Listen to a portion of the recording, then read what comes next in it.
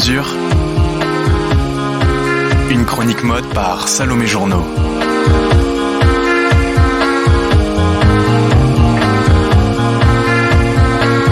Bienvenue dans Sur Mesure. Cette saison, c'est le grand retour de la ballerine sur les podiums et dans la rue. La forme de la ballerine n'a rien de très original. Depuis le 16e, on porte des souliers de forme proche. C'est une chaussure plate, formée la plupart du temps d'une fine couche de cuir qui épouse le pied. C'est entre le XVIIe et le XVIIIe siècle que les ballerines vont se faire voler la vedette lorsque la cour décide d'imiter la royauté et de porter des chaussures à talons et autres petits escarpins. Les ballerines telles qu'on les connaît aujourd'hui viennent, comme vous vous en doutez, du monde de la danse. C'est en 1932, à Sydney, que Jacob Bloch crée une version davantage tout-terrain du chausson de danse qu'il nomme la ballerine.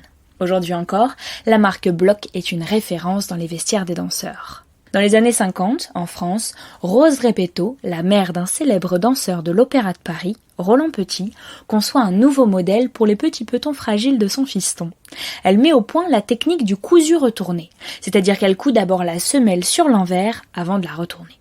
Résultat, un vrai gain de confort. Tout le ballet veut les mêmes. Comme chaque pièce de mode, les ballerines ont leurs égéries, notamment la sensuelle Brigitte Bardot, pour qui la marque Repetto crée le modèle Cendrillon. C'est la paire que l'actrice française porte dans le film Et Dieu créa la femme, de Roger Vadim. L'année suivante, outre-Manche, Audrey Hepburn en porte aussi dans Drôle de frimousse.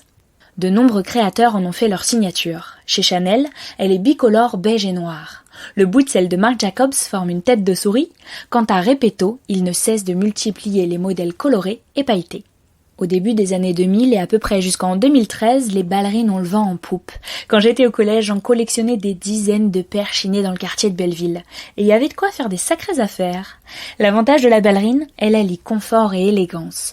Mais tout le monde n'est pas de mon avis. On les a tellement vues que les ballerines sont progressivement devenues la risée des fashionistas.